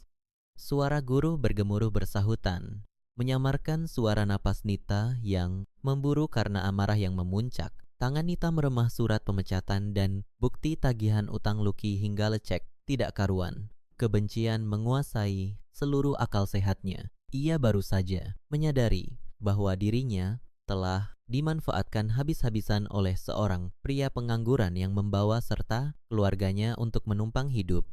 Saat Nita bersiap untuk melangkah ke ruang tengah dan membangunkan pria penipu itu, sebuah suara gedoran yang sangat keras terdengar dari arah pintu depan. Gedoran itu begitu kuat hingga membuat daun pintu bergetar hebat. Nita terkesiap, jantungnya berdegup kencang. Firasat buruk langsung menyelimuti pikirannya. Ia belum sempat melangkah maju ketika suara teriakan kasar dari luar terdengar, menembus derasnya hujan, memanggil-manggil nama Lucky dengan ancaman kekerasan. Lucky yang sedang tertidur pulas di atas kasur lantai langsung terbangun dengan napas tersengal-sengal. Matanya terbelalak, lebar mengenali suara para pria di luar sana. Itu adalah gerombolan penagih utang yang selama ini terus memburu nyawanya. Ibu Santi dan Luna juga ikut terbangun. Duduk dengan tubuh gemetar, ketakutan di sudut ruangan. Belum sempat, Lucky mencari tempat untuk bersembunyi. Pintu depan tempat tinggal itu didobrak secara paksa dari luar. 3 orang pria berbadan besar dengan wajah garang menerobos masuk dengan sepatu bot mereka yang basah dan kotor. Tanpa banyak bicara, para penagih utang itu langsung mengamuk. Mereka menendang meja ruang tamu hingga terbalik, membanting pajangan milik Nita ke lantai hingga hancur berkeping-keping dan memaki-maki Lucky dengan kalimat-kalimat yang sangat kasar. "Mana uangnya, Lucky? Kamu pikir kamu bisa lari dari kami dan bersembunyi di tempat perempuan ini? Bayar utangmu sekarang juga, atau kami akan menghancurkan semua yang ada di sini," bentak salah satu pria berbadan paling besar sambil mencengkeram kerah pakaian Lucky dan mengangkat tubuh pria pengecut itu hingga ujung kakinya tidak menyentuh lantai. Ibu Santi menjerit histeris melihat anak kebanggaannya diperlakukan dengan sangat kasar. Ia mencoba maju untuk menolong, namun tatapan tajam dari rekan penagih utang lainnya membuat langkah wanita tua itu terhenti. Seketika, Luna hanya bisa menangis, terseduh-seduh sambil menutupi telinganya. Tubuhnya meringkuk ketakutan di balik koper-koper pakaian mereka. Nita berdiri, kaku di ambang pintu kamarnya, matanya menyalang melihat kekacauan yang terjadi di ruang tamunya. Barang-barang berharga miliknya hancur dalam hitungan detik akibat perbuatan pria benalu yang ia izinkan masuk ke dalam kediamannya. Lucky memohon ampun dengan suara tercekik, berjanji akan mencari pinjaman esok hari untuk melunasi setidaknya sebagian dari utangnya. Para penagih utang itu akhirnya melepaskan cengkeraman mereka. Dengan kasar, melemparkan tubuh Lucky ke lantai, lalu pergi meninggalkan ancaman bahwa mereka akan kembali dengan tindakan yang lebih brutal jika uang itu tidak segera diserahkan.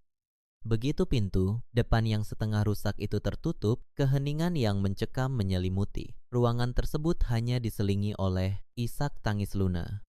Lucky berusaha bangkit dari lantai sambil memegangi lehernya yang terasa sakit. Ia menoleh ke arah Nita dengan tatapan memelas, bermaksud merangkai kebohongan baru untuk membenarkan kejadian mengerikan barusan. Namun, Nita tidak memberikan kesempatan sedikit pun kepada Lucky untuk membuka mulutnya. Dengan langkah cepat dan penuh kemarahan, Nita menghampiri Lucky dan langsung melemparkan gumpalan kertas berisi surat pemecatan dan tagihan utang itu tepat ke wajah pria tersebut. Pembohong besar, penipu ulung, kamu berani-beraninya membawaku ke dalam masalah kotor milikmu. Kamu tidak memiliki sepeser pun uang. Kamu dipecat karena mencuri dan kamu diburu karena utang puluhan juta. Keluar kalian semua dari sini. Laki-laki benalu Makinita dengan suara melengking tajam yang menggema di seluruh ruangan. Ibu Santi, yang tidak terima anak laki-lakinya dimaki-maki oleh seorang wanita asing, mencoba membalas ucapan Nita. Ia menudingkan jarinya dan mulai memarahi Nita atas ketidaksopanannya terhadap tamu. Namun Nita yang sudah benar-benar kehabisan kesabaran langsung menepis tangan wanita tua itu.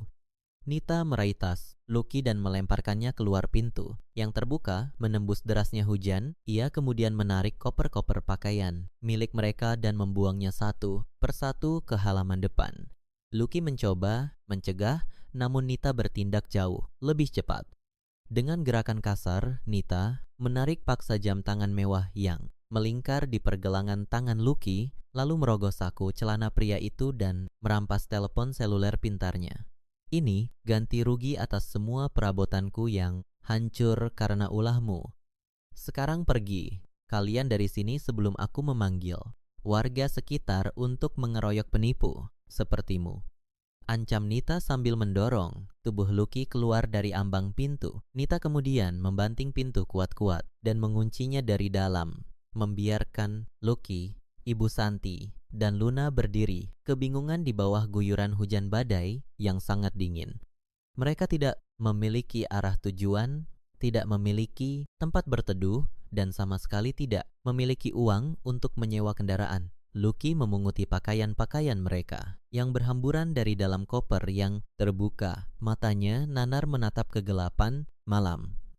Mereka bertiga terpaksa berjalan kaki menyusuri jalanan yang banjir, berusaha mencari emperan toko yang tutup untuk sekadar berlindung dari angin malam yang menusuk tulang. Pakaian mereka basah kuyup menempel dingin pada tubuh yang menggigil hebat. Ibu Santi berjalan terseok-seok di belakang anak-anaknya. Pikirannya benar-benar terguncang hebat menerima semua kenyataan yang bertubi-tubi menghantamnya dalam satu malam. Anaknya ternyata seorang penipu berutang banyak. Menantunya yang kaya telah membuangnya dan kini ia menjadi gelandangan di jalanan. Tekanan pikiran yang luar biasa, berat ditambah dengan suhu udara yang sangat dingin membuat kondisi fisik Ibu Santi menyerah. Tiba-tiba wanita tua itu memegangi sisi kiri kepalanya. Wajahnya mengerut menahan rasa sakit yang luar biasa.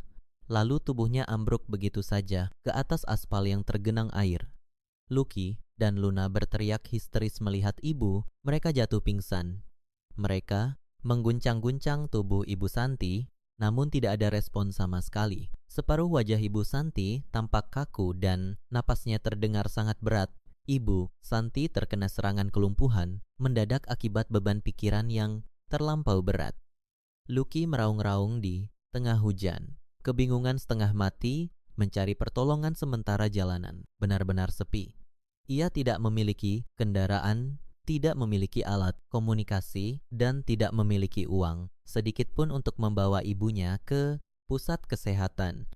Malam itu menjadi malam paling panjang dan menyiksa, sebuah balasan instan yang setimpal atas semua kesombongan dan kekejaman mereka terhadap Fania di masa lalu.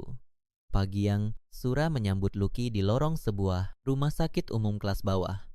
bau, obat-obatan yang menyengat bercampur. Dengan aroma lantai yang baru dipel, membuat perut Lucky terasa mual. Setelah memohon belas kasihan dari seorang pengendara mobil pickup yang kebetulan lewat semalam, Lucky akhirnya berhasil membawa ibunya ke ruang gawat darurat. Dokter menyatakan bahwa Ibu Santi mengalami serangan kelumpuhan yang cukup parah pada separuh tubuh sebelah kirinya. Akibat tekanan pikiran mendadak, kini ibunya terbaring kaku di atas bangsal yang sempit dan berdesakan dengan banyak pasien lain. Alat bantu pernapasan menempel di hidungnya dan pandangan. Matanya terlihat kosong. Luna duduk menangis di lantai samping ranjang ibunya. Pakaiannya masih lembab sisa hujan semalam. Perut mereka berdua keroncongan.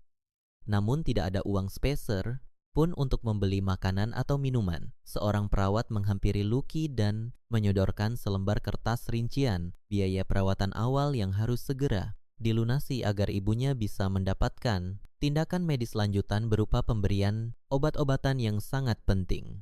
Mata Lucky menatap deretan angka pada kertas itu dengan pandangan kabur. Jumlahnya mencapai belasan juta. Bagi Lucky saat ini, uang belasan juta itu terasa seperti angka mustahil yang tidak mungkin bisa ia dapatkan. Tidak ada teman yang mau meminjamkan uang kepadanya. Tidak ada tempat ia bekerja dan ia tidak memiliki barang berharga apapun yang bisa dijual. Keputusasaan yang mendalam mencekik lehernya membuatnya sulit untuk sekadar bernapas. Dalam keadaan akal sehat yang sudah berada di titik nadir, Lucky menyadari bahwa satu-satunya orang di dunia ini yang memiliki kemampuan finansial untuk menyelamatkan nyawa ibunya hanyalah mantan istrinya, Fania. Lucky meninggalkan rumah sakit dengan berjalan. Kaki menyusuri trotoar di bawah sinar matahari yang mulai terik. Pakaiannya tampak sangat lusuh, kusut, dan berbau. Tidak sedap akibat kehujanan semalam. Wajahnya dipenuhi rasa lelah. Kantung, matanya menghitam dan langkah kakinya terseret serat. Ia menempuh perjalanan yang cukup jauh menuju gedung perkantoran tempat bekerja. Setibanya di sana, Lucky tidak berani masuk ke dalam karena ia tahu para penjaga keamanan pasti akan mengusirnya mengingat penampilannya yang sangat berantakan, menyerupai seorang pengemis. Ia memilih untuk duduk berjongkok di dekat gerbang keluar bangunan tersebut. Menunggu dengan sabar kendaraan milik mantan istrinya itu melintas. Waktu berlalu terasa sangat lambat. Perut Lucky semakin perih menahan lapar dan kakinya mulai kebas karena terlalu lama berjongkok. Menjelang sore hari, kesabarannya akhirnya membuahkan hasil. Kendaraan beroda 4 milik Fania yang tampak sangat mengilap bergerak perlahan keluar dari serambi gedung menuju gerbang utama. Jantung Lucky berdebar sangat kencang. Ia segera bangkit berdiri dan tanpa memedulikan keselamatan dirinya sendiri, Lucky langsung melompat ke tengah jalan, merentangkan kedua tangannya lebar-lebar untuk mengadang laju kendaraan tersebut. Pengemudi yang ternyata adalah Via sendiri terpaksa menginjak rem mendadak hingga terdengar decitan ban bergesekan dengan aspal. Menyadari kendaraannya berhenti, Lucky langsung berlari mendekati pintu bagian pengemudi. Ia mengetuk-ngetuk kaca kendaraan itu dengan brutal. Wajahnya dipenuhi air mata keputusasaan yang mengalir deras. Ia menempelkan wajahnya pada kaca yang gelap berharap Via bisa melihat kehancurannya. Via, tolong aku. Ibu sedang kritis di rumah sakit. Dia tidak bisa bergerak. Tolong pinjamkan aku uang untuk biaya perawatannya. Aku butuh uangmu sekarang juga. Aku mohon ampuni semua kesalahanku, Fania.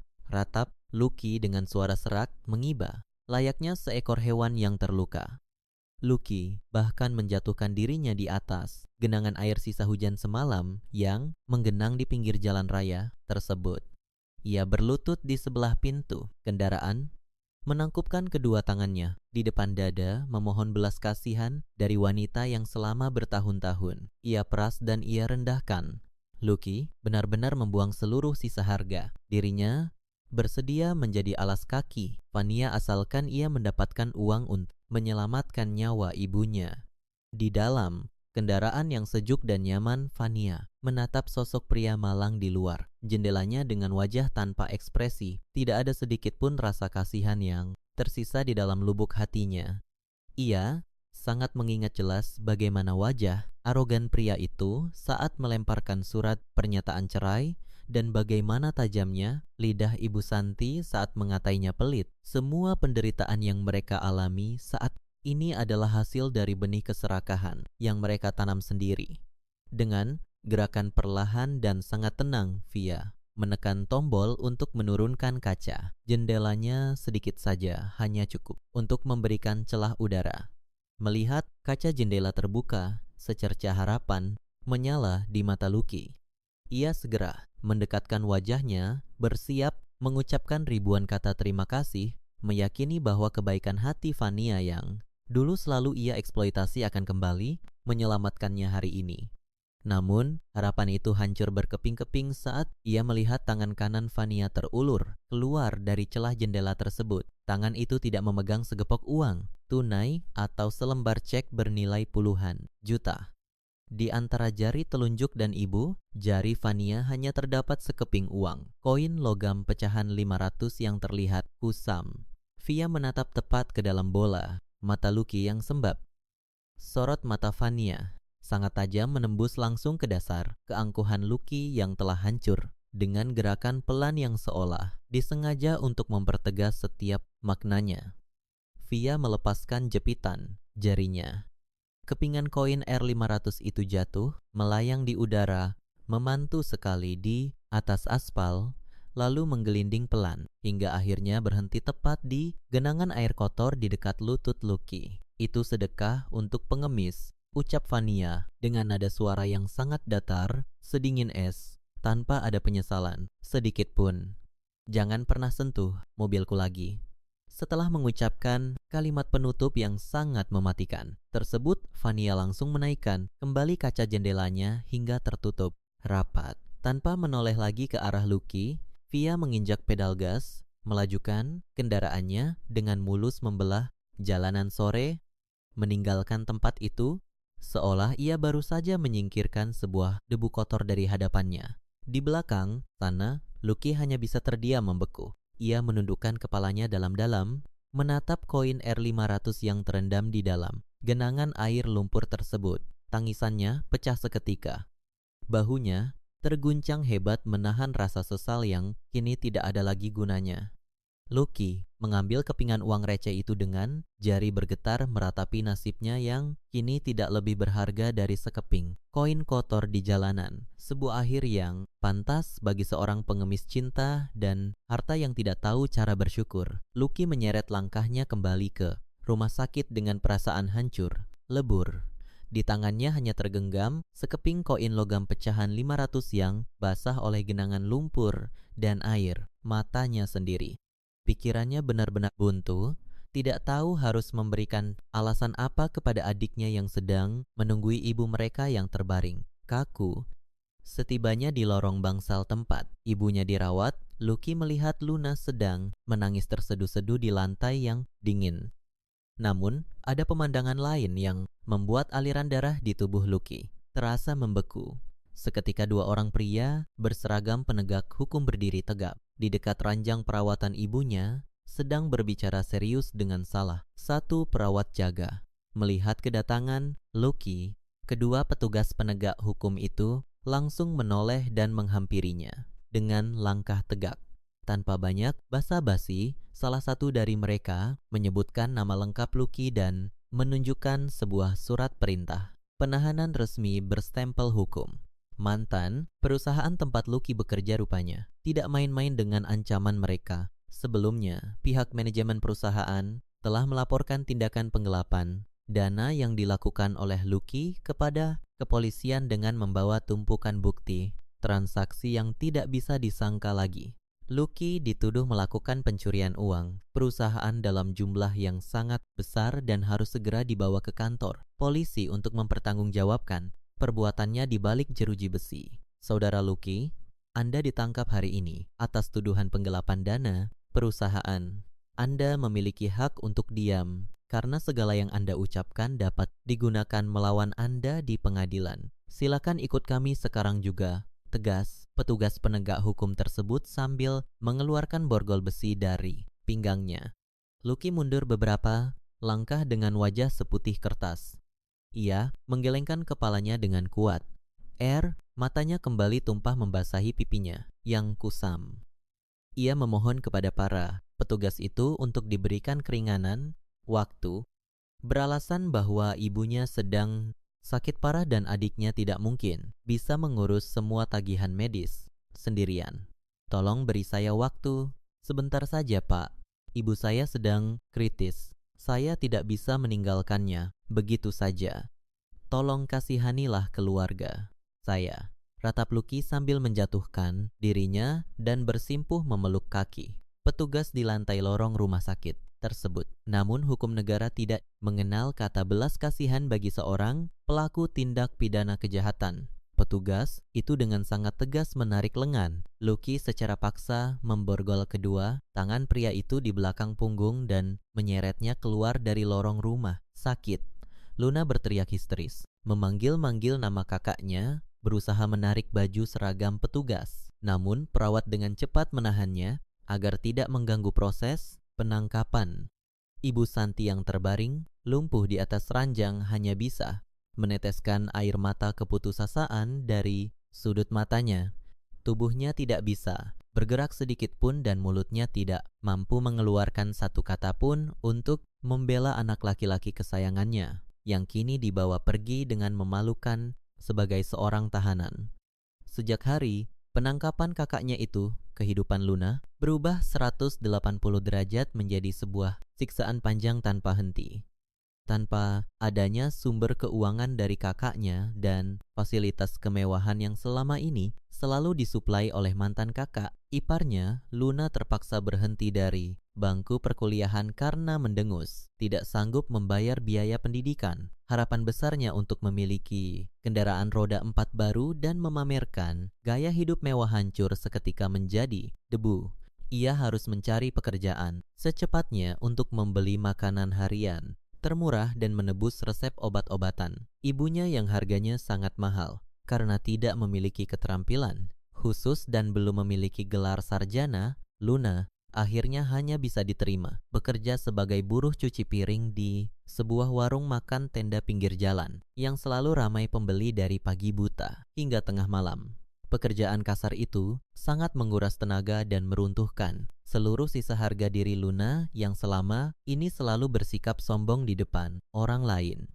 Ia harus berjongkok berjam-jam di dekat ember besar berisi air kotor yang bau, menyikat sisa-sisa bumbu makanan dari tumpukan piring yang seolah-olah tidak ada habisnya. Tangannya yang dulu sangat halus dan terawat kini berubah menjadi kasar, kemerahan, dan melepuh akibat bersentuhan dengan sabun cuci piring. Kualitas sangat rendah setiap hari. Pemilik warung makan pinggir jalan itu juga merupakan sosok perempuan parubaya yang sangat galak dan tidak segan-segan membentak jika melihat Luna bekerja dengan gerakan yang terlalu lambat. Kerja yang benar, cuci piring saja lambat sekali.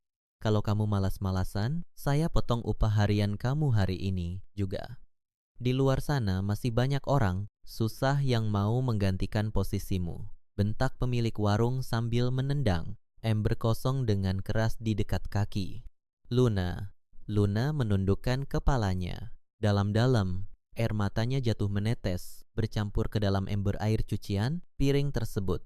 Ia menggigit bibir, bawahnya kuat-kuat untuk menahan suara. Isak tangis agar tidak terdengar oleh pelanggan. Pikirannya melayang pada masa lalu ketika ia bisa dengan mudahnya menuntut uang puluhan juta kepada kakaknya. Uang yang ternyata merupakan hasil keringat kakak ipar yang selalu ia benci dan ia hina. Rasa penyesalan yang teramat dalam kini datang terlambat menyayat lubuk hatinya.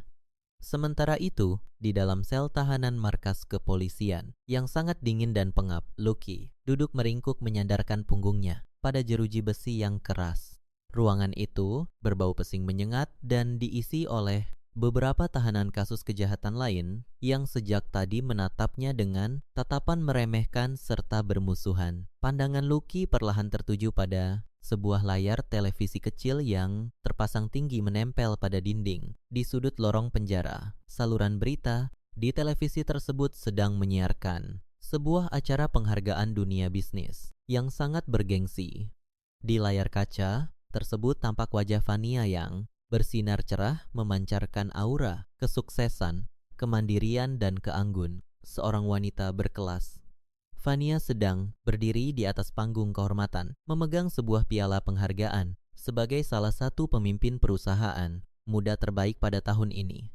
Senyum Fania terlihat sangat tulus, anggun, dan bahagia, berbanding terbalik dengan kehidupan Lucky yang perlahan-lahan di dalam sel penjara. Lucky menutupi wajahnya dengan kedua tangan yang terborgol, menangis sejadi-jadinya meratapi segala kebodohan dan keserakahan di masa lalu yang telah menghancurkan hidupnya sendiri hingga tidak bersisa. Beberapa bulan berlalu. Sejak malam badai kehancuran itu, selembar dokumen resmi yang paling ditunggu-tunggu akhirnya diantarkan langsung ke kediaman mewah Fania. Dokumen tersebut adalah akta perceraian sah yang dikeluarkan secara resmi oleh pihak pengadilan, menyatakan secara tertulis bahwa ikatan pernikahannya dengan Lucky telah terputus sepenuhnya di mata hukum dan agama. Tidak ada lagi sisa-sisa masalah yang mengikat.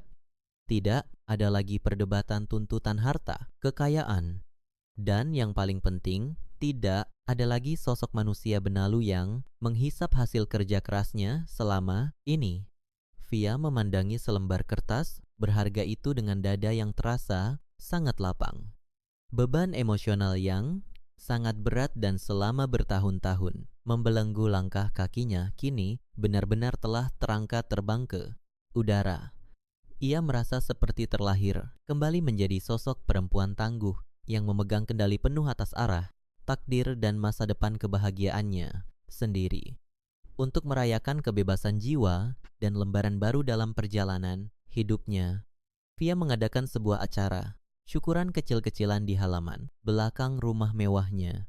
Udara sore hari itu terasa sangat menyejukkan, dihiasi oleh nyala lampu-lampu taman yang temaram dan susunan berbagai macam hidangan lezat yang tertata sangat rapi di atas meja panjang.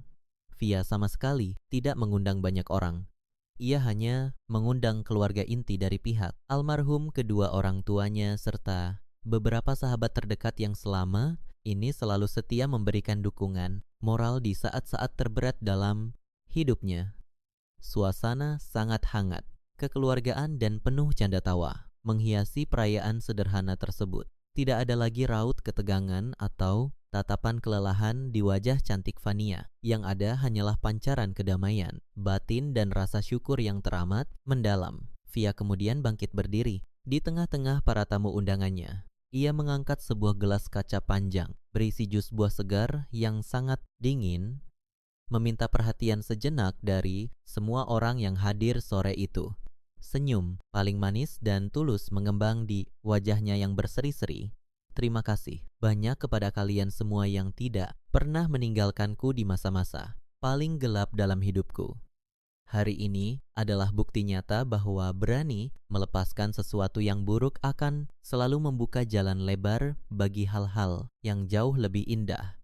Bersulang untuk kebebasan, kedamaian, dan lembaran hidup baru yang akan kita ukir bersama mulai hari ini, ucap Fania dengan suara lantang, jernih, dan penuh semangat kehidupan. Semua tamu undangan serempak berdiri dan mengangkat gelas mereka, masing-masing membalas senyuman Fania dengan penuh rasa bangga dan ikut merayakan kemenangan perempuan tangguh tersebut atas segala bentuk penindasan mental yang pernah ia alami selama masa pernikahannya. Sementara Fania sedang menikmati puncak kebahagiaan dan kesuksesan karirnya. Roda pembalasan karma terus berputar tanpa ampun, menggilas para tokoh yang pernah menyakiti hatinya. Di tempat yang sangat jauh dari kemewahan rumah Fania, kehidupan Lucky, Luna, dan Ibu Santi terus berjalan merangkak di dalam bayang-bayang penderitaan panjang yang mereka ciptakan sendiri. Di dalam lembaga pemasyarakatan negara, nasib Lucky sungguh sangat menyedihkan dan merana. Karena ia sama sekali tidak memiliki uang pelicin untuk mengamankan posisinya di dalam sel. Lucky dijadikan bulan-bulanan setiap hari oleh para narapidana senior yang jauh lebih kuat darinya.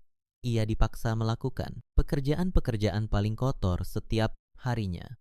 Pagi itu, Lucky sedang berlutut di atas lantai kamar mandi penjara yang sangat bau dan menjijikan. Tangannya memegang sebuah sikat berbulu kasar, menggosok lantai yang penuh lumut kotor, sambil terus-menerus menerima makian, dorongan, dan hinaan dari tahanan lain. Tubuhnya kini tanpa kurus kering, kekurangan gizi. Wajahnya kusam tidak terawat, dan martabatnya sebagai seorang manusia sudah lama hilang ditelan oleh kerasnya hukum rimba di dalam penjara. Di sudut kota yang ramai pejalan kaki dan sangat berdebu, Luna masih terus berjuang setengah mati bertahan hidup di balik tumpukan piring kotor warung tenda. Hari itu hujan turun, rintik-rintik membuat udara menjadi sangat dingin menusuk kulit. Namun Luna sama sekali tidak berani berhenti bekerja sedetik pun. Kulit di sela-sela, jari tangannya banyak yang mengelupas, parah dan terasa sangat perih akibat reaksi alergi sabun cuci piring murahan. Namun ia terus memaksakan diri menyikat sisa makanan pelanggan. Sesekali ia mengusap ingus dan air matanya dengan lengan baju yang kotor karena cipratan kuah makanan. Pekerjaan menyiksa itu harus terus ia lakukan setiap hari jika ia tidak ingin melihat ibunya mati. Kelaparan dan kehabisan obat di rumah sakit kelas bawah tersebut, Luna telah kehilangan kebebasan masa mudanya, kehilangan lingkungan pertemanannya, dan kehilangan masa depannya hanya karena ia selalu mendukung kelicikan kakaknya untuk merampas harta mantan kakak iparnya. Adapun Ibu Santi, wanita paruh baya yang dulu begitu sombong, selalu memandang rendah orang lain dan berlidah sangat tajam itu, kini hanya bisa menghabiskan sisa umurnya berbaring kaku di atas ranjang rumah sakit pemerintah yang sangat sempit. Ruangan bangsal umum itu sangat sesak oleh pasien lain. Udaranya panas dan suasananya sangat berisik sepanjang hari. Serangan kelumpuhan permanen yang menyerang seluruh separuh badan bagian kirinya membuat Ibu Santi kehilangan total kemampuannya untuk berbicara dengan jelas dan bergerak secara leluasa. Setiap kali para perawat membersihkan tubuhnya dengan gerakan yang cukup kasar dan terburu-buru, Ibu Santi hanya bisa memejamkan mata meringis menahan sakit tanpa bisa mengeluarkan suara keluhan sedikit pun. Di saat-saat malam hari yang sunyi, air mata penyesalan yang sangat pedih selalu mengalir deras dari sudut mata tuanya membasahi bantal yang tipis. Pikirannya terus-menerus memutar kembali ingatan masa lalu saat ia membentak Fania di ruang keluarga rumah mewah itu. Kata-kata kasar jangan pelit yang dulu ia lontarkan dengan penuh kesombongan kini terus terngiang-ngiang bergema di dalam telinganya, seolah menjadi cambuk gaib yang terus menyiksa batinnya tanpa henti setiap detik. Ia baru menyadari dengan penyesalan yang tidak ada ujungnya bahwa ia telah membuang menantu emas yang begitu baik hati demi membela membabi buta anak kandungnya yang ternyata hanyalah seorang penjahat dan penipu. Namun semua penyesalan pahit itu sudah tidak ada artinya lagi. Sekarang pembalasan karma telah ditagih dan dibayar dengan lunas seketika. Kisah kehidupan ini ditutup dengan langkah anggunan percaya di Rivia yang berjalan kembali masuk ke dalam rumah mewahnya. Setelah acara perayaan syukuran selesai, ia duduk dengan tenang di ruang kerjanya yang luas, menyalakan komputer, membuka lembaran dokumen rancangan proyek bisnis barunya, dan mulai bekerja dengan penuh keyakinan. Via telah membuktikan kepada dunia bahwa kebaikan hati yang sempat dikhianati dan diinjak-injak tidak akan membuat seseorang hancur tenggelam, melainkan justru akan menempuh yang tidak akan pernah terkalahkan lagi. Keadilan semesta selalu menemukan jalannya sendiri yang paling tepat. Dan bagi Fania, lembaran masa depannya kini bersinar jauh lebih terang dari apa yang pernah ia bayangkan sebelumnya.